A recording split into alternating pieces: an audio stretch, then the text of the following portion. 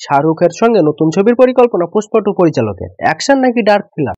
অপরদিকে কার্তিকের সিনেমা চুরি নিয়ে করণের খোঁচা কি বললো জানাবো সবটা। প্রথমে আসি শাহরুখের কাছে। পুষ্পা টু এর মাধ্যমে ভারতীয় সিনেমার বক্স অফিসের ইতিহাসে রেকর্ড সৃষ্টি করেছেন পরিচালক সুকুমার। বিশ্বব্যাপী 1800 কোটি টাকা আয় করেছে সেই ছবি, যার ফলে বর্তমান সময়ের এদেশের অন্যতম শক্তিশালী ও সফল পরিচালকের তকমা জুড়েছে তার নামের পাশে। জোর খবর, এবার শাহরুখ খানের সঙ্গে নাকি জুটি বেঁধে নতুন ছবি তৈরি করতে চলেছেন তিনি। অর্থাৎ সোজা কথায় নিজের নতুন ছবির মুখ্য ভূমিকায় অভিনয়ের জন্য শাহরুখকে প্রস্তাব দিয়েছেন সুকুমার। সূত্রের খবর, সুকুমারের এই ছবি নাকি ডার্ক থ্রিলার ঘরানার হতে চলেছে। ধূসর চরিত্রে দেখা যেতে পারে শাহরুখকে। যদি সব ঠিকঠাক থাকে তাহলে ফের একবার অ্যান্টি হিরো হিসেবে দেখা যাবে কিং খানকে। তবে এই দুজন যদি পরস্পরের সঙ্গে কাজ করতে রাজি হয়ও, তবে দ্রুত সেই ছবি পর্দায় দেখা এক কথায় অসম্ভব। কারণ এই মুহূর্তে সুকুমার ও শাহরুখ নিজেদের প্রজেক্ট নিয়ে এতটাই ব্যস্ত যে তারা একে অপরের সময়সূচি মেনে নিতে পারবে কিনা তা স্পষ্ট নয়। তবে যদি এই জুটি তৈরি হয় তাহলে নিঃসন্দেহে এটি সাম্প্রতিক সময়ের সবচেয়ে প্রত্যাশিত ছবিগুলির মধ্যে একটি হবে।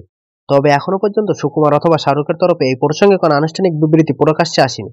অপরদিকে বলিউডের দুই জনপ্রিয় তারকা করণ জোহর ও কার্তিক আরিয়ান তাদের পুরনো বিবাদ ভুলে নতুন অধ্যায় শুরু করেছেন।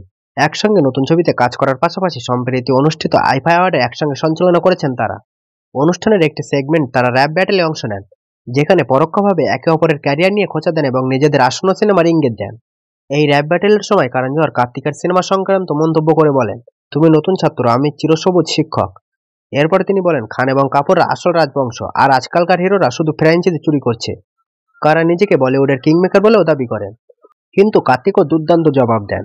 তিনি ভেতরের বনাম বাইরের অভিনেতাদের বিতর্কের প্রসঙ্গ টেনে বলেন, তার ভুলভুলাইয়া 3 ছিল সুপারহিট, অথচ করণের student of the year 2 box অফিসে খুব একটা ভালো করেনি। আবার সেই রাতেই কার্তিক সেরা অভিনেতার পুরস্কার জেতেন ভুলভুলাইয়া 3 রুহু বাবার চরিত্রের জন্য। পুরস্কার গ্রহণের সময় তিনি তার কঠিন পথ চলার কথা তুলে ধরেন এবং ভুলভুলাইয়া ফ্র্যাঞ্চাইজিকে কাটায় ভরা যাত্রা বলে উল্লেখ করেন। এদিকে কার্তিক ও করণ নতুন রোমান্টিক ড্রামা তু মেরি মে তেরা তু মেরিতে একসঙ্গে কাজ করতে চলেছেন।